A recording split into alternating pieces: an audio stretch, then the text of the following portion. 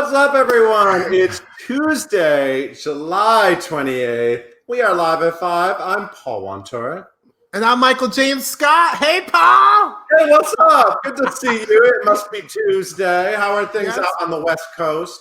Things are lovely and bright. Yeah. You're lit. In my house. You're always lit from within. Hey, Michael, we've been doing these incredible panels every Tuesday. Today is a really special one for you. Who is here today to chat it out? Y'all, I'm so excited because I feel like I say I'm so excited every time, but I am really excited because today we have stars from my family, from the Disney on Broadway family in the house. We got Bradley Gibson, Cindy Winters, Noah J. Ricketts, and Bonita Hamilton. I'm so excited to get to chat with them. Yes. DOB fam. Mm-hmm. Look at you. You look lovely. You know. Do I? You said my hair was super coiffed. Oh, look at it's fierce. Look at you with your Mickey shirt on. How cute. I was just, just a little homage to the fam, a little something. I'm into it. Okay, but first, let's do a little bit of news. All right.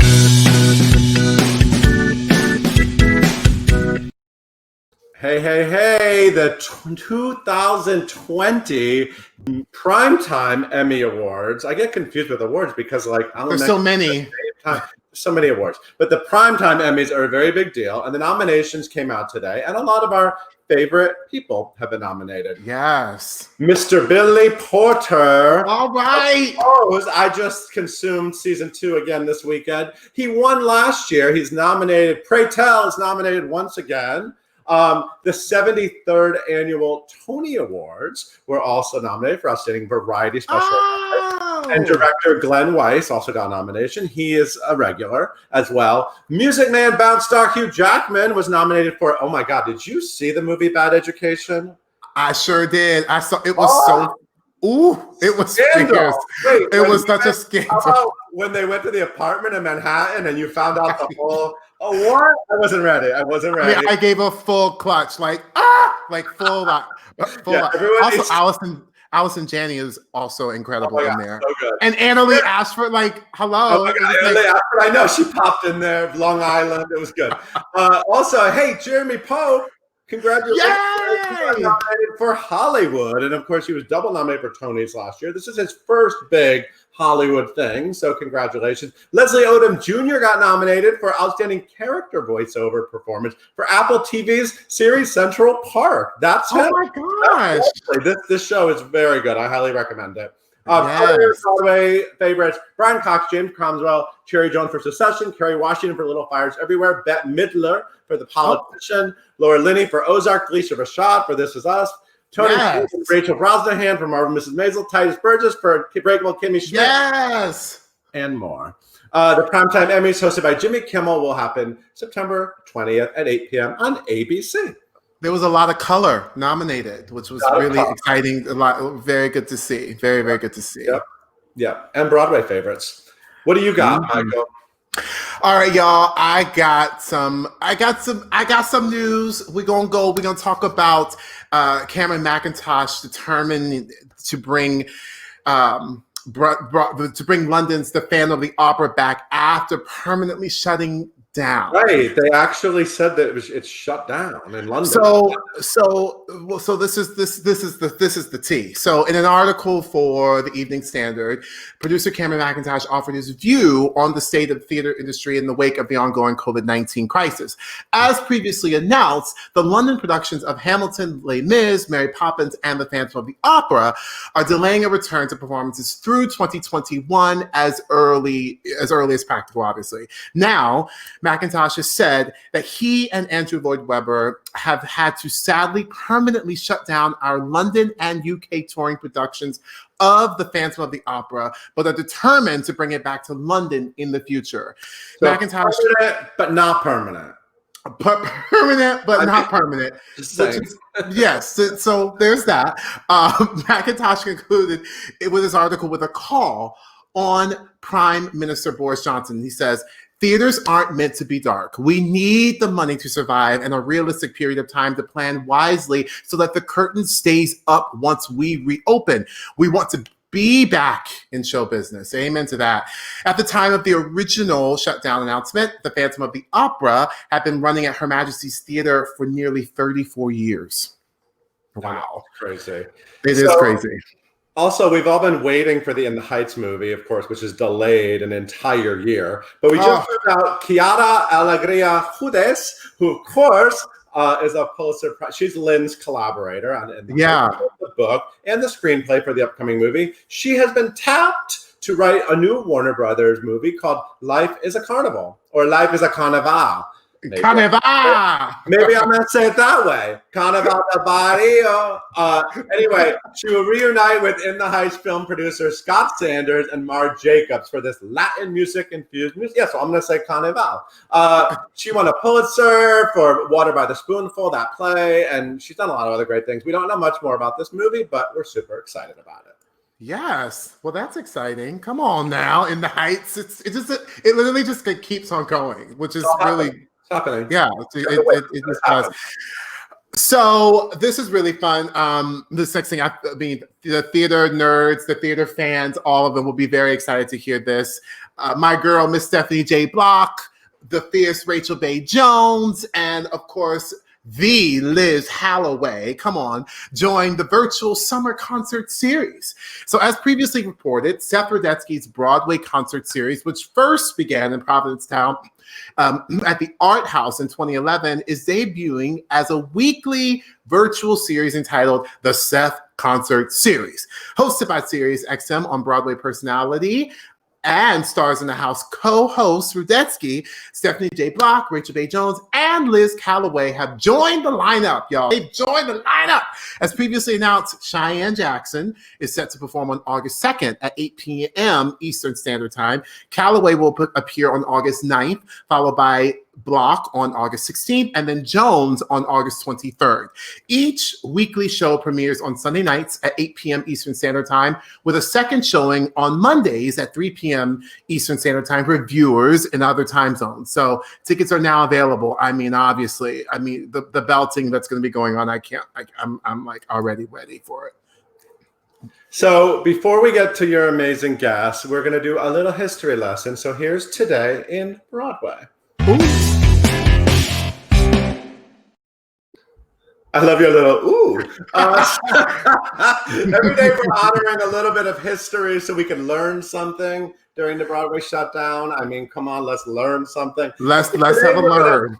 We're going to talk about one of your favorite musicals, I'm sure. Poor Little Ritz Girl.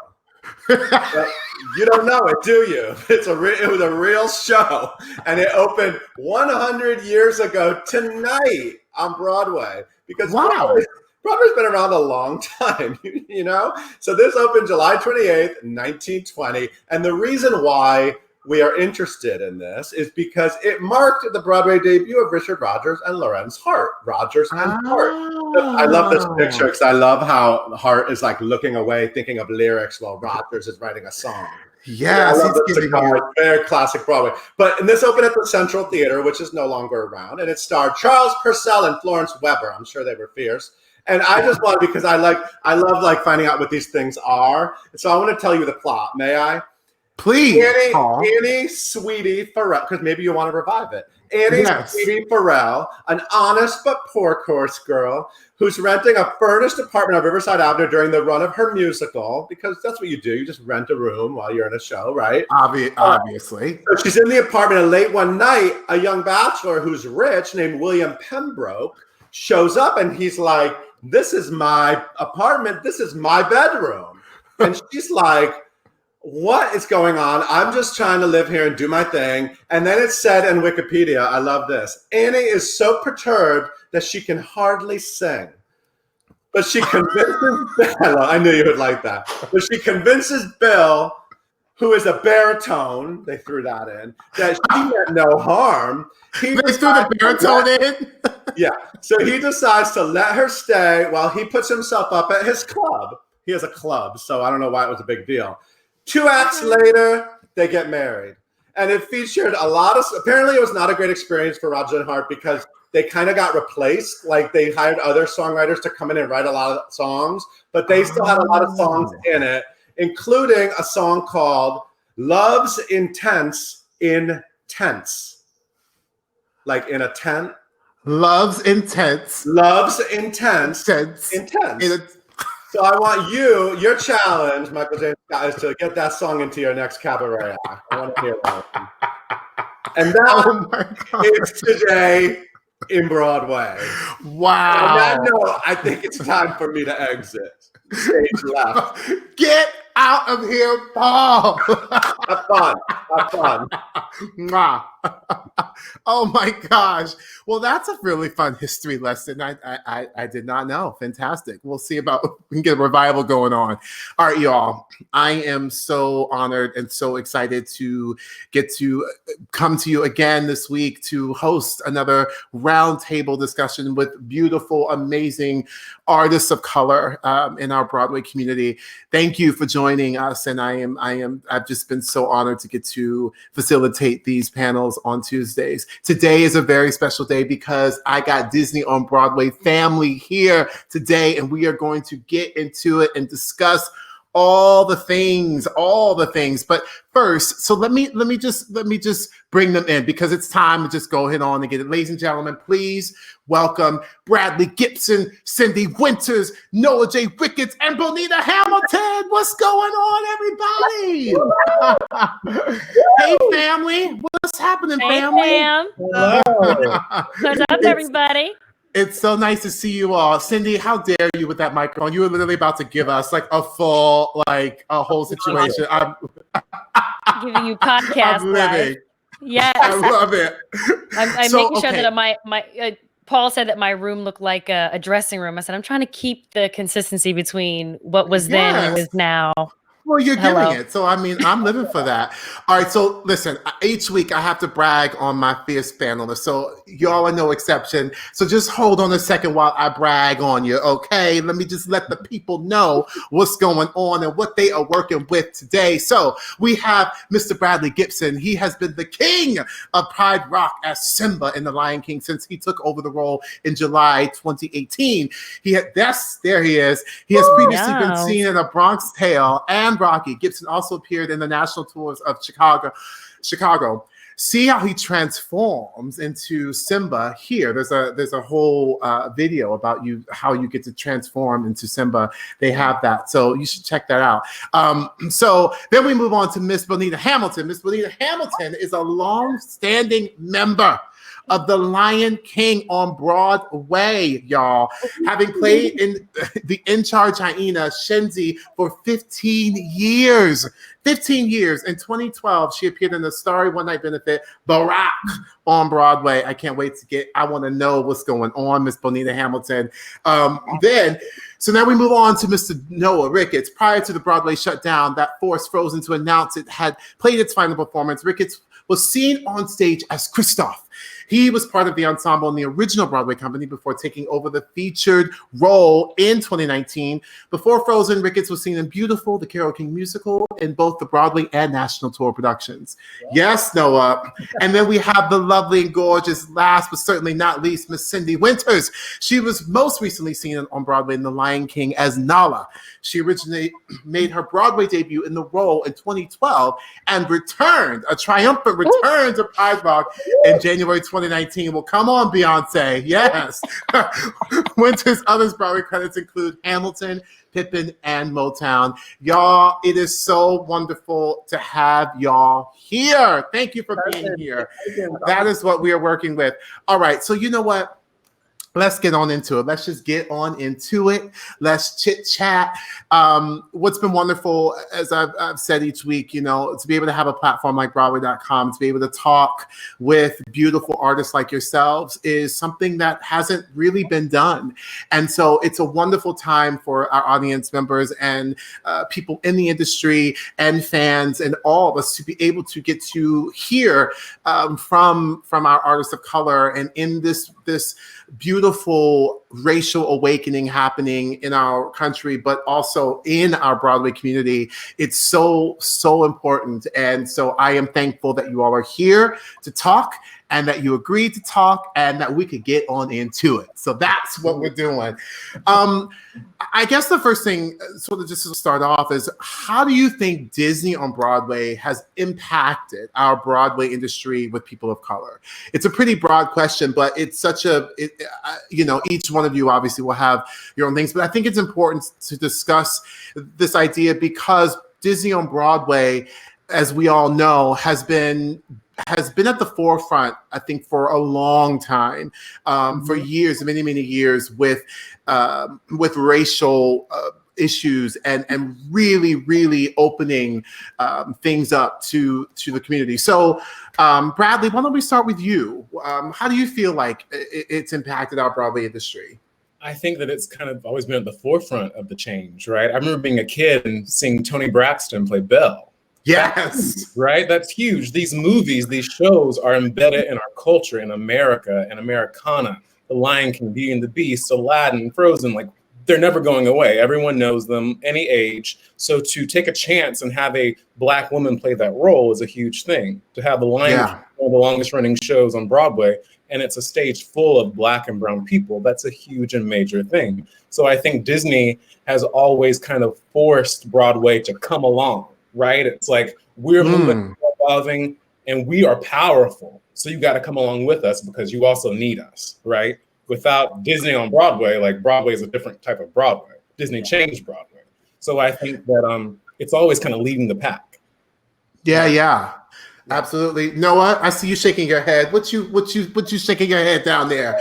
Tell me what you're thinking. Well, I love Toni Braxton, but also what comes up for me is Norm Lewis and The Little Mermaid. And I was a huge I still am a huge Norm Lewis fan. And so, having that be like the forefront of change on Broadway, and thinking that as a young person growing up and wanting to do theater, I was like, oh, it is possible. And I think Disney's done such a great job at laying out the groundwork of saying, actually, we're going to take the first steps and let these people be represented on stage so that this can continue on for generations and generations. And so I think that's what's so powerful, is that they use their platform for good and for real change.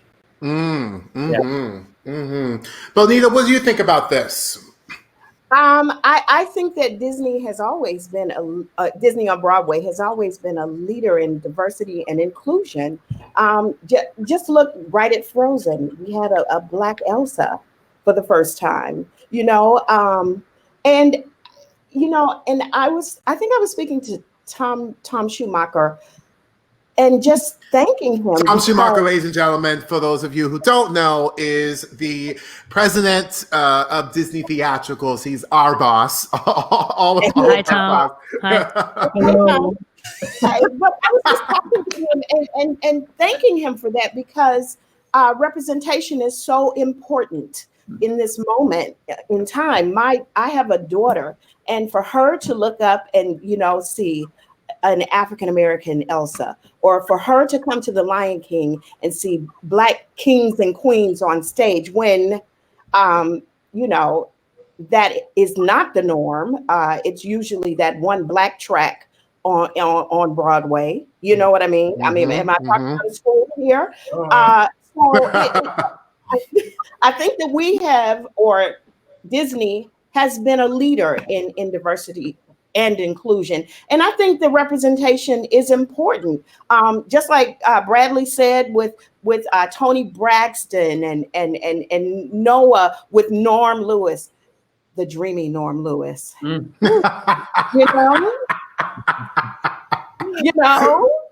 So, it's important. And leader in it. Yeah. Norm Lewis and I grew up at the same church. Yes, we grew up in the same church. And the crazy thing is that we weren't there at the same time. But all the ladies of the church used to say, "Oh my gosh, you have to meet Norman." They all said Norman. They always say Norman, and not Norm. And of course, as the theater kid that I was growing up in Orlando, Florida, at a performing arts high school, of course I knew who Norm Lewis was. It was like one of not many Black leading men. So we did a production of Ragtime together, and I mentioned the word Eatonville, which is where our church is, Eatonville, Florida, the oldest historic Black town in our country. Yes, where Miss Zora Neale Hurston is from. So I mentioned it, and he literally from like over on the other side of the studio, Norm comes storming over and goes, "What you know about Eatonville?" And we realized, and then literally it was the craziest thing, but we grew up at the same church, and then I realized, oh, that's the norm that that everyone's talking about. So it's kind of crazy. Cindy, what do you think about this? I think a lot of things. First of all, I'm so happy to see all of you. And my first introduction to Broadway was The Lion King. I was obsessed with The Lion King when I was a kid. And when I found out that they were coming out with a musical, I was like, oh my gosh, that's amazing. Don't know what it is. My parents are Jamaican immigrants. And so we don't Broadway. No Broadway.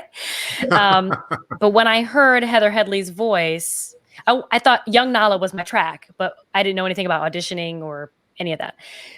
But then when I heard Heather Headley sing Shadowland for the first time, that was a moment that I wept because I had not heard a song like that in the original film. And then I made the connection that is the same voice that I hear on the radio. Mm-hmm. That is a Whitney Houston kind of voice. That is the Mariah Carey kind of voice. That's the big belting kind of voice that I try to emulate when I'm singing. And so when I saw this woman and I said, oh my gosh, I want to sing that song. Now, I didn't know that went, I want to be in that show. But I said, I don't care where I sing this song. I could sing it in the supermarket, church, in court trying to get out of a parking ticket. I will sing this song. So I fast forward, the dream came true and I became a part of a predominantly Black cast of a Broadway show. And so that is atypical. It does not happen. It doesn't happen on a long running show. And the level that Disney does things is just literally in another realm. And so I was very, very spoiled having The Lion King be my first experience, first production ever coming out of school and going into a Broadway-like production. I was on the national tour. And then when I came to Broadway, it was just, I was constantly around people of color and it was great. And then I went into the real world and then the real Broadway world and realized, oh, that's limited. I didn't think that it was me against someone else. However, I just realized that there is a actual limit that I wasn't privy to prior because my first theatrical professional experience was with The Lion King. Mm-hmm. And I had been obsessed with other things, but I wanted to be Elphaba and she's green. So that's fine.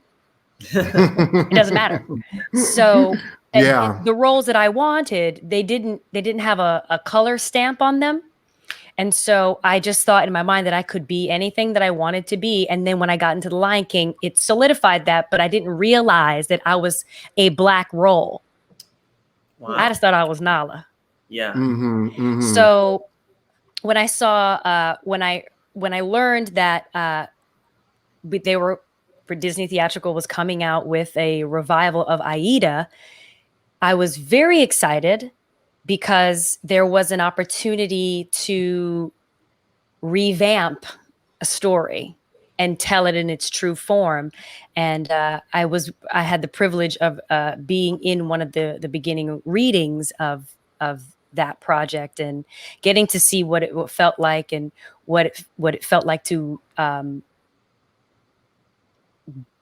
portray a role that was originally done by a person of a different culture, of a different race, of a different color. Yeah. So it landed, the dialogue landed on me differently and I felt it in a different way. And I really grew to love the show more than I did when it first came out for me. I was like, oh, I love this. So again, I think that Disney Theatrical at Disney on Broadway has been a leader in it, and even still to this day, continuing to push the envelope to make sure that Black and brown performers and crew and others are included in the process. And I think that we have great leadership in that way. Yeah, amazing. Thank you for sharing that. It's wonderful. It's great. I love hearing personal stories about, last week I had a panel and I asked a question about like, when did you think it was possible? And it was fun to hear that. And so it's great to hear that, Cindy, because that's basically the answer to that question. And it's fun to be able to hear. It's inspiring to be able to hear that moment when artists did feel like it was possible, because it resonates for so many people. And so to be able to have obviously a giant like Disney Theatricals be that for you is wonderful, to be inspired to get to do it and think that it is possible, and then cut to it is being possible. So that's pretty incredible. So Benita, I am curious for you. So like we said, you have been playing the role of Shenzi for now over 15 years, which is incredible. Yeah. Yes, Miss Thang, go on, girl. Come on now. That's wonderful. So we have Disney royalty with us. I'm curious though, how have you been able to bring your own self to a role like Shenzi, given its obviously over the top nature and this idea of this character riding a line of what some people may feel could be a stereotype, So I'm curious for you, how have you been able to do that? And what have you been able to do as Bonita to be able to sustain it for 15 years, but also, stay true to this over the top role like Shenzi? Is she over the top? Well, I knew it was coming. I don't see her as over the top. I see her as me. I'm so. Tell him, Bo. Say what? Tell him. And I don't consider myself a stereotype, but I am a Black, educated, bougie, and petty woman. So many of those things are true. All of them. And I we was are always dressing roommates. We were. But I don't play her as a stereotype. Mm-hmm. I'm a Black woman from the South. You from Eatonville? I'm from Montgomery, Alabama. Yes. Come on, Southern girl. And I have pulled people. My family is from Lowndes County, Mosses, Alabama. So when I was developing a character that was already developed and making her my own, I pulled from people in my past. I can't see anybody. Where's everybody? Because it's just you. Bro, it was just you, honey. We're spotlighting you, love. I'm sorry. I pulled from people in my past, and people that I loved, and cherished their opinions, and some of them may not have been so polished, but they were wise.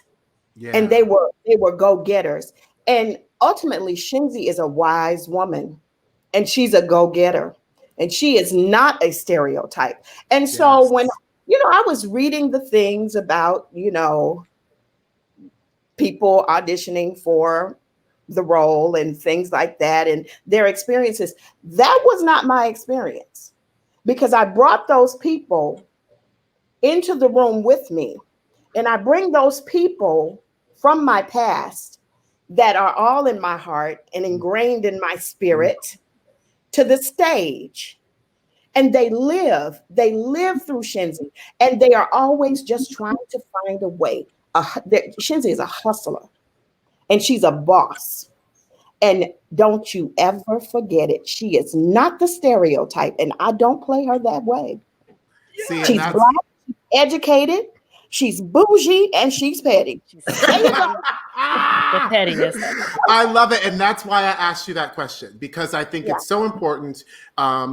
Because sometimes the narrative goes straight to something, where it's like, oh, well, there's a stereotype of a role, and I think it's really important for us to be able to hear how actors are able to what you can do to get out of your own way and be able to take on something like that, and the idea of stereotype doesn't even come into your being. It doesn't even come into it. So I'm that's also why you've been playing the role for as long as you have, with still fierceness and freshness and all the things, so I think it's important to hear that, because people don't. You really have to understand that, and especially in this industry, what tends to, I feel, get said, right away is sort of this idea of a stereotype. And I think that the most incredible things with actors to be able to get to do that is to bring what you have done, which is bring yourself and grace and all the things to it. So that the idea of stereotype isn't there. Just bringing integrity to the role. Every role deserves integrity. Yeah, I don't care if you playing the street sweeper. That character deserves the integrity and grace that was written for it. And even though she is fun, and her name means mischievous in Swahili, so I can be mischievous and I can do that with integrity. I'm not. I studied Frank Silvera's theory of being, right?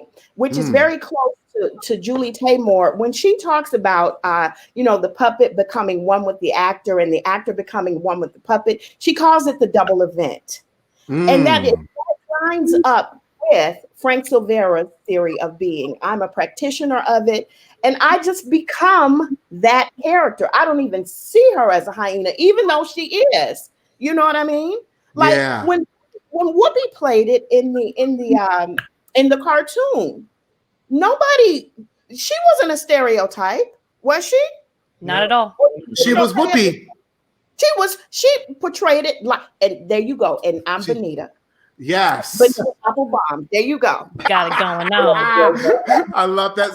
So speaking of that, which I love this, it's sort of as we go into this idea of bringing yourself to it. Noah, when you took over the role of Kristoff in Frozen, the musical on the big Broadway, a role that was originally created by another actor of color, Jelani Aladdin, a very noticeable change from the animated movie. What did that mean to you? To be the one to take over that and it become your role, and what challenges did you face with specifically now this being a man of color? Yeah, so when I took over, it was really important to me to kind of echoing what Bonita said, to bring myself to the entire experience, right? To make it authentically me. And so Disney was really great about giving me the space to create that and make it my own. So we put in my own dance break, we changed some lines, we changed some song things, just to take ownership of it. And so it was a big challenge taking on a cartoon that was traditionally a Caucasian blonde man and making it now exactly me. And so when I started, I didn't realize how big of a deal that was until I would hit the stage door after the show every night. And the little black and brown and Asian boys out there would just be in awe at seeing me. And I was like, oh yeah, I am now taking on what Norm Lewis was to me, right? I am now this person and I'm here in the moment. And so it was a bit of a learning curve for me, but it's something that I've ultimately tried to really take on and hold near and dear to my heart. I don't take it lightly. And so, having ownership over being a black man on a stage is something that is so powerful and so rare. And so I've enjoyed every single second of it, and just and making and realize how special it really is. Oh, I love that. That's so, please. I feel like the whole industry went into a full gag when they announced that Kristoff was black. Totally. Right? It totally did. And to kiss a white girl at the end, that is something that you don't see every day on the Broadway stage. And it's something that's so important and that has to be normalized, right? interracial love, like successful interracial love, all of that good stuff, that has to be on the stage and reflected because that's what's happening in life. That is life, right? So I think it's important. Yeah. I love that. Well, I mean, you know, and as we talk about sort of the leading men thing, I know that it is, what's interesting is, you know, the idea that we actually, it's a very small pool of actual leading Black men in our industry as a whole. And I would argue that probably 50% of those would be Disney, which is interesting. And then there's the rest, you know. So Bradley, I mean, you obviously you play the role of Simba, in The Lion King, and you are a Black leading man, and it's such an iconic show, such an iconic role. So I'm also curious, like what has that done for you, and how it will change, sort of like, you know, for when Broadway comes back. And we've had this racial awakening and all the things, and you're now in that Black leading man role. What mentally and, you know, I mean, emotionally, like all of that, spiritually, that you feel like will be changed and that you maybe want to bring when we do come back? Oh, wow. Yeah, I know something that's never been lost on me, because like Cindy, The Lion King was also my first Broadway show, right? As a high schooler with my choir on a trip from North Carolina, from the South too, sitting in the front row of the mezzanine, watching this full stage of Black and brown people doing what I have been working so hard to do my entire life up to that point. It liberated me. So it's never lost on me how important it is to see a Black man take a throne as a king and on Broadway. It's so important because at the same time, we are being killed every single day just for the color of our skin and what this country puts on us. This country is built on racism. And so the fact that I get a chance to take a throne as a king on a Broadway stage when there are so few Black men in leading roles, it's never lost on me. So when Broadway comes back, it'll mean even more because of that. And I think that there needs to be more of that. You know, a small pool, like you just said, Michael, of Black leading men on Broadway.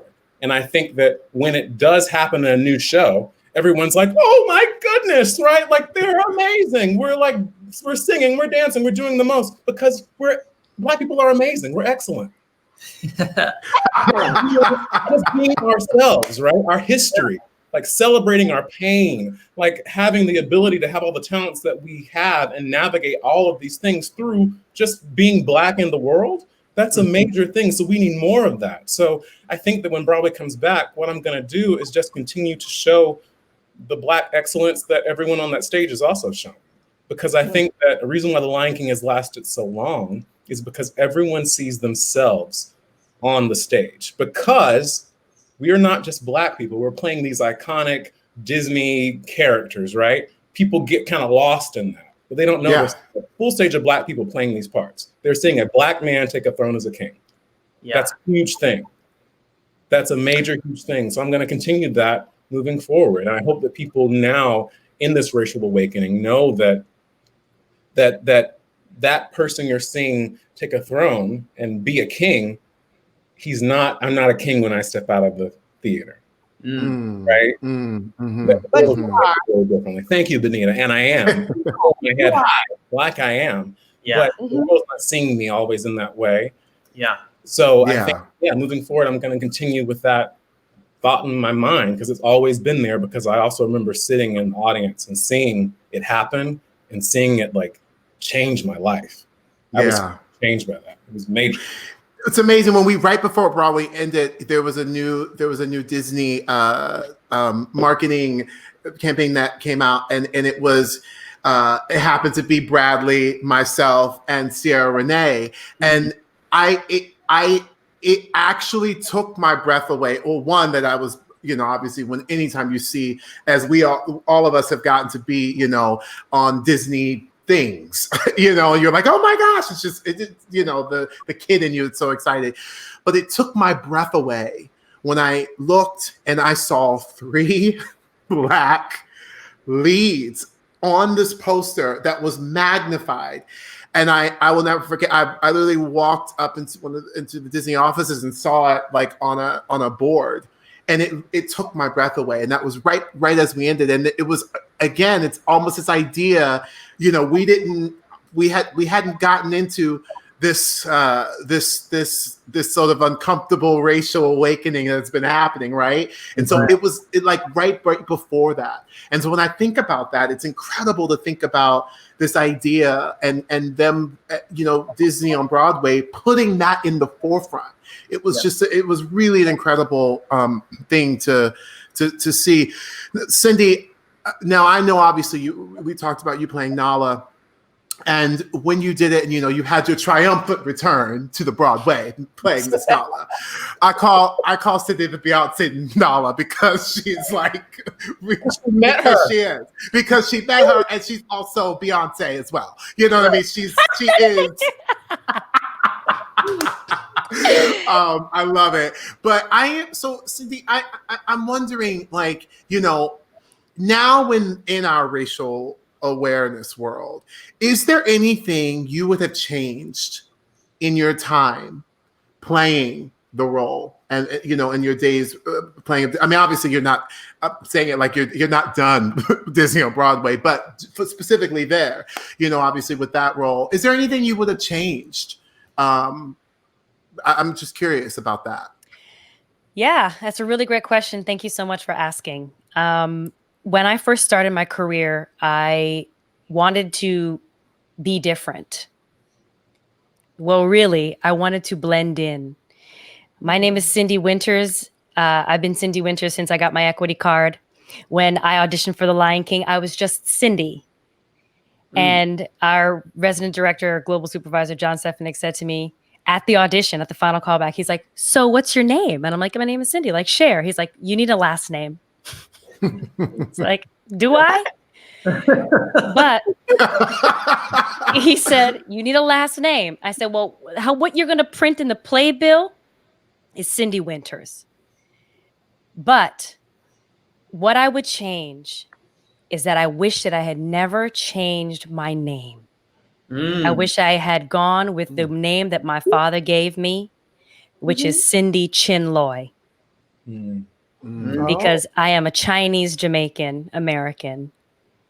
And I didn't want to get I didn't want to get typecast based on my name on a roll sheet. I had this idea in my mind that if anyone saw my name, they would think Asian, she's out. So I went with Winters to sort of clear a palette and give me, in my mind and my thought, and historically, right, a better chance of me getting in the door. Now, what I bring into the room is my Chinese Jamaican heritage, my culture, and I've really been stringent on the roles that I accept on film, television, and on stage, always. I want to portray real, regal queens, kings in every scenario, and strong black and brown people. But if I could change one thing, it would be, I would wish I had never changed my name. Say your name again, sis. Say your name again. Cindy. My name is Cindy Chin-Loy. Yes. That's right. I love that. And you know what? I really feel like we're like coming out of a wash when we come back. So, girl, that's who you are. You know what I mean? And there's no reason for you not to be able to be that. I mean, you are Cindy Winters as well, and you know what I mean? And so there's no reason. And so I love that you have that empowerment now to actually be able to know that that's what you would like to have changed, and that you won't do it again. Yeah, you know, it's a lesson that I learned to try to comport myself in a white world. Yeah. I won't be doing that again, and my children won't do that, and my young mentees will not do that. All right, young mentees, yes. That's right. Good. Yeah. So, Bonita, I I'm wondering from you, having been a part of the Lion King for such an impressive amount of time, what challenges have you seen or experiences that you've experienced, that maybe now in this racial awakening in our community that you're hoping changes, or things that you maybe, feel like have been heading in the right direction?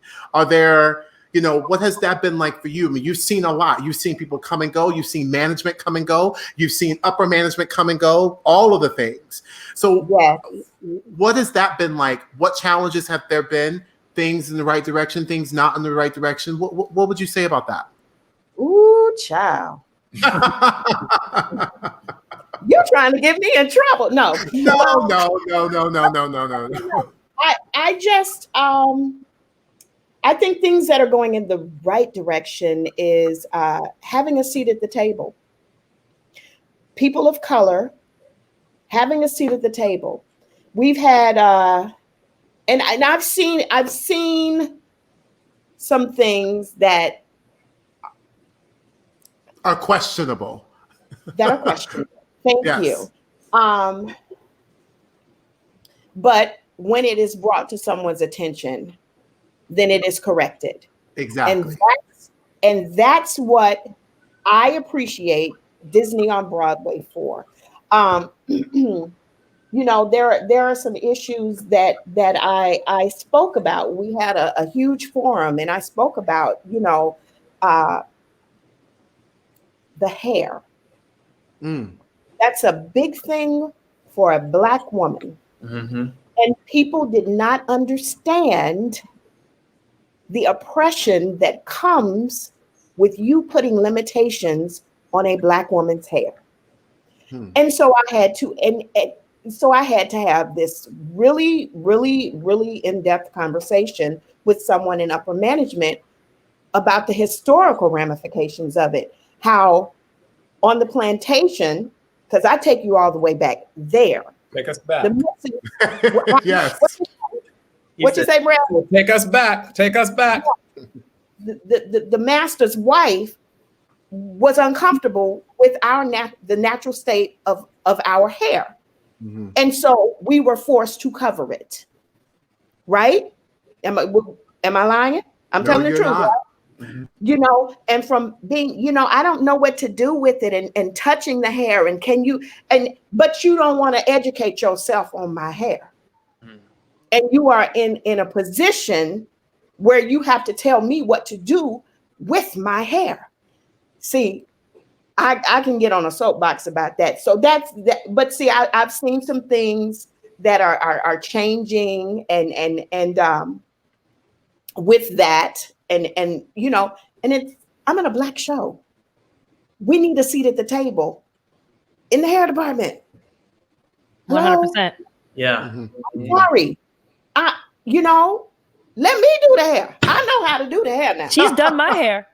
I've done Cindy's hair. Let me cut this down for you, sis. Let me braid this down. Yeah. Yes.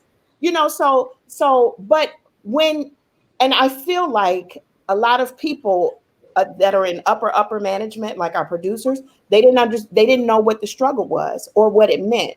But when we came to them and we spoke to them about it, they heard us. They listened with an open ear, not with a closed ear. They listened with an open ear, and they are willing to make changes, or they're willing to address the issues.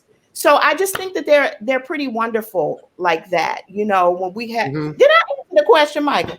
You absolutely did. No, you absolutely did, because You're nailing it, Benita. It really was about, truly, because you've been there so long, you have seen so much. And so I really was curious about that. And I also think it's important that we stress the fact that in this time, it also is on us when we are making sure that we actually speak up. Yes, people are doing the homework. They need to do the homework and all that, but we also have been called upon at this point. And it literally is important for us to speak up. And when you have the ear of upper management, of people who sometimes people are afraid to talk to, and I'm like, well, when you, my mom always says you can only be told no. Right. And so, right. Yeah.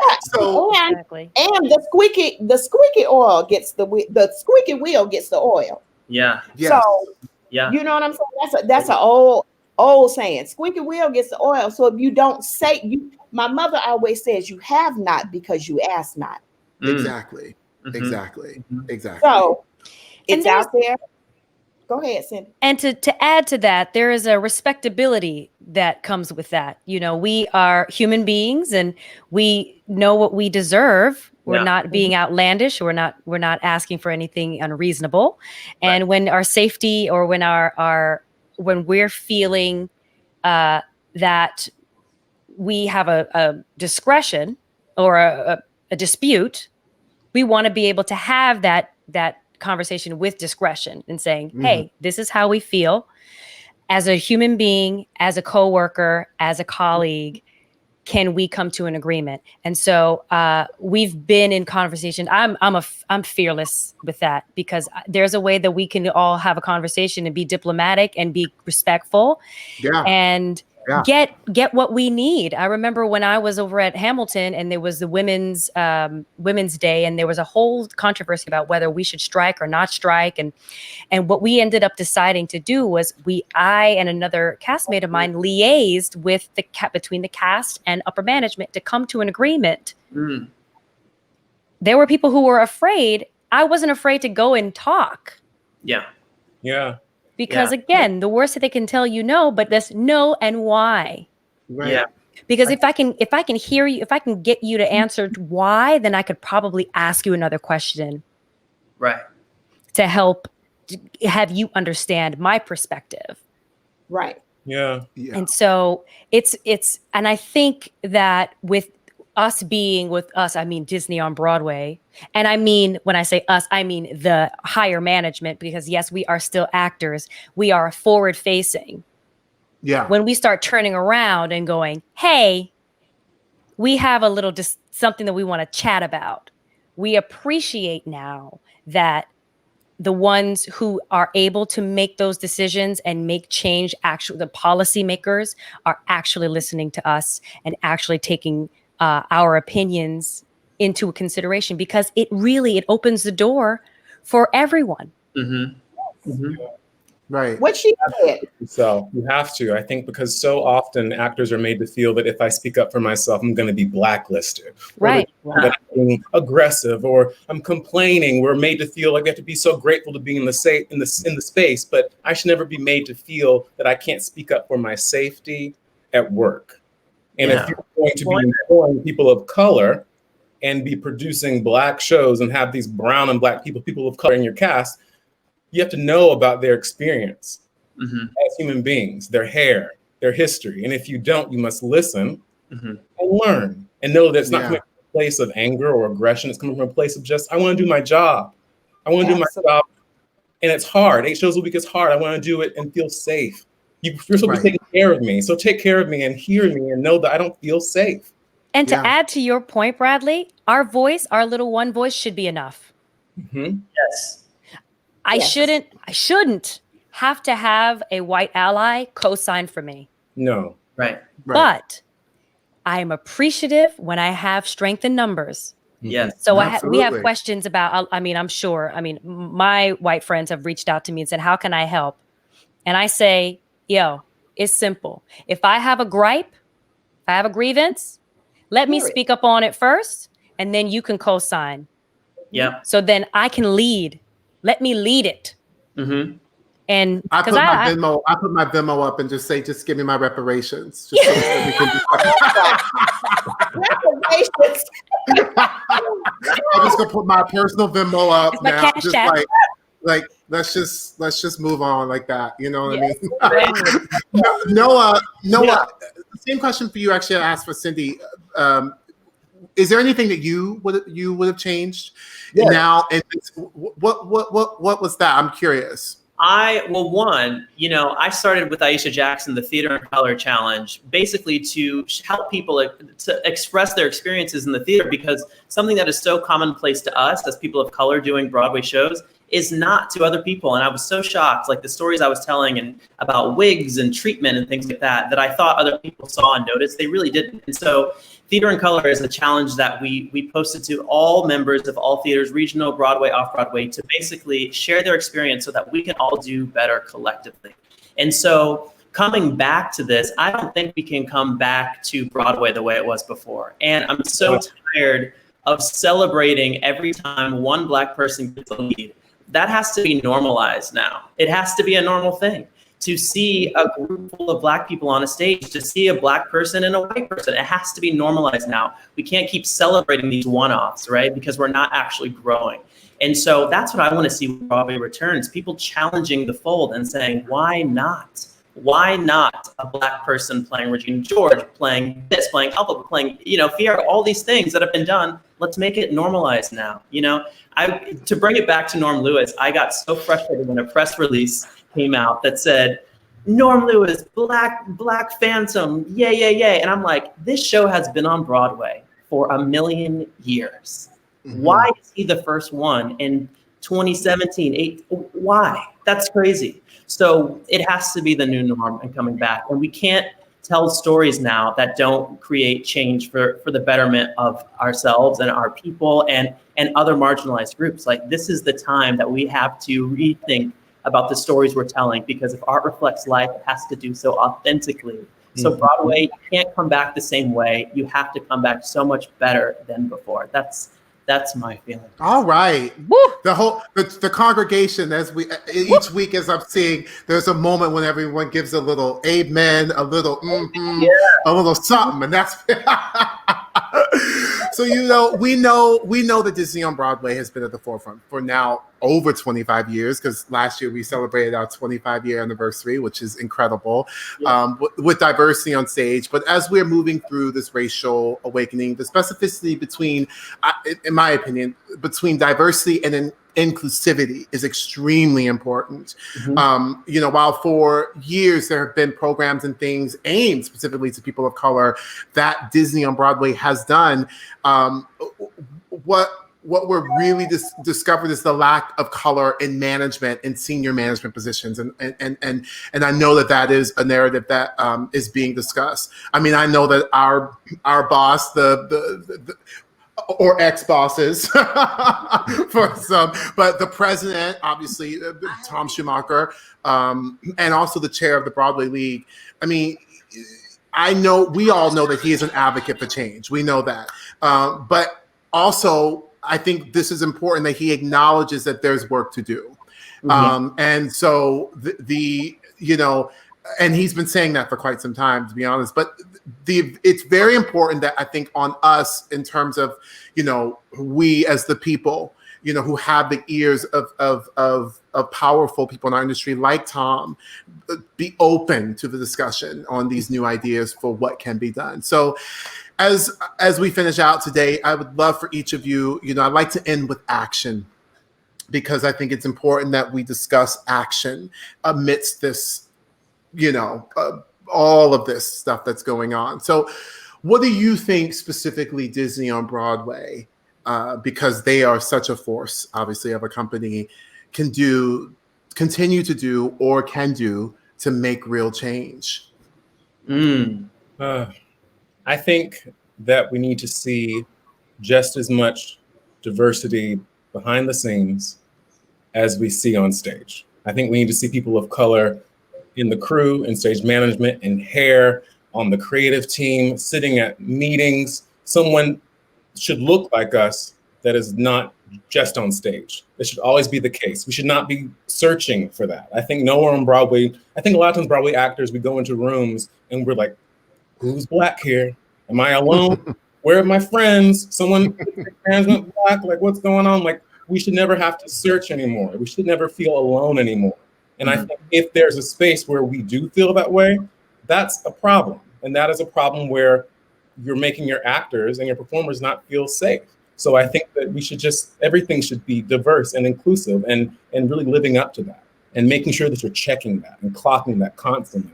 And you don't want to make it feel like you're harping on it too much, but you kind of have to, right? You kind of always have to check on it and make sure that it is a colorful world, because like Noah said, that's how the world looks, right? And if we are artists and we are sharing stories about real life, then the real life should look like the world, and the world should also look the same behind the scenes too. So that's what I want to see moving forward. I don't want to Love feel it. more. I love Yeah. that. Yeah. Cindy, what do you think? Couple thoughts. So I agree. I think that behind the scenes, when we say behind the scenes, we want to get really specific. So I understand organizations like Black Theater United has been created to educate and empower Black Broadway and the theatrical community as a whole. People need to follow and understand and get educated with Black Theater United. That is one thing. There's also the Black Theater Coalition, run by a friend of mine, Warren Adams and T. Oliver Reed. They are making sure that there are spaces in every department in the theatrical community, in the Broadway community, everywhere from set design, stage management, production, wardrobe, directors, producers, and the like, marketing. I cannot stress enough how marketing is so important for shows to survive. A show's survival depends on marketing. And if you have a show with an all-Black cast and you're not using your marketing team to target the very audience that will support, you're blocking off your dollars. Mm-hmm. So when you're thinking about that, there needs to be a presence of all, and I think Black faces and Black voices are going to be are the ones that are speaking up. However, everyone benefits. Mm-hmm. Latinx, Asian, everyone, Indigenous, everyone benefits from allowing more inclusivity. And so the Black voice should be empowered in marketing, in all of the education, in all of the areas that we don't think are of the theatrical community. And we need to see more of that. Yeah. Mm-hmm. Yeah. Mm-hmm. Thank you. Noah, what about for you? Yeah, I mean, I think an actionable item that Disney Theatrical specifically could take is with their upcoming productions, choosing to only go to casting offices that employ Black and brown people that are on the teams, that are actually there as well, right? If they actually took the initiative to say, we're actually only going to use casting offices that actually have Black and brown people on there, right, that are in the offices, I think that would be such an actionable step in creating change in the casting room. Because like Bradley said, so many times we walk into these traditionally Black musicals that are cast by one white casting director. And it's it's really, really, it gets really, really tricky with echoing our experience authentically as we're trying to do. And so I think Disney taking that on board in terms of casting their shows, right? Actually having that be an action would be a great step forward in creating change that's long lasting. Yeah. Love it. Nice. And as we'll let Miss Bonita Hamilton give us the word on the last word on that. Yeah. What do you think about that? I think the last word on it, and it all ties in together, and we're all saying the same thing, is having a person of color or people of color have a seat at the table. The representation, just allow us to be in the room where it happens, if I may say that. Do you know what I mean? I mean, just moving forward. I mean, you know, if you got all white people in the hair department, you need to make a space for a Black person. If you've got all white people in the casting offices, a person of color needs to be there. I mean, just everything that Bradley, Cindy, and Noah have said. I mean, that's it. Yeah. A seat at the table. I want to be in the room where it happens. That's right. Amen. Absolutely. Yes. Absolutely. I am so thankful for the four of you and your hearts and your openness. And, you know, obviously we all love our Disney on Broadway families, and we've all been very blessed getting to work with a company like Disney on Broadway. We also know that they are continuing to grow and continuing to work. And it's amazing that we, in this time, get to be a voice to actually, talk about change. So I am thankful for you all and thankful for your openness and your beautiful spirits, because it's so important. And I know that people are watching and they're listening to us right now, which is an incredible change. And it's about time, which is amazing, on so many levels. So thank you, Bradley. Thank you, Cindy. Thank you, Noah. Thank you, Bonita, for your beautiful, beautiful, beautiful words. I am very appreciative of it. Thank you. Thank you, Michael. Yes. Okay. Bye, y'all. Mwah. All right, guys. Oh my goodness, y'all. Well, there you have it. That's why I wanted to chat with them. I wanted you to hear from these artists, because we learn something new every week, and it's wonderful to get to have this conversation. So I am thankful. Thank you for watching. Thank you for hearing us, listening, and learning, and being open to learn. As Tracy Bisa said last week, having grace to grow. And I think that is so, so, so wonderful. All right. Caitlin, where you at? Are you coming in here? Hello. Hi, love. How are Hi. you? I mean, every single time after Tuesdays, I just feel so much lighter. You bring so much joy, so much wisdom. I know I take notes literally every Tuesday about things I want to do better this week. So I hope everybody watching, I encourage you to do the same. Take some notes. This is a great learning opportunity, and don't miss out on it. It's entertainment, but it's also a great learning opportunity for us to learn how to be better allies. So thank you very much. Thank you, Miss Caitlin. Thank you, Broadway.com. I am out of here. Goodbye. Mwah. Bye. Thank you guys so much for tuning in for another super fun roundtable episode of Live at 5 Home Edition, live right here on Facebook and YouTube. You can follow along with us wherever you get your podcasts by searching for hashtag Live at 5 and hitting that subscribe button. Now, taking us out today is the fresh Emmy-winning tune by Mr. Alan Menken called Waiting in the Wings from Tangled, the Adventure on Disney.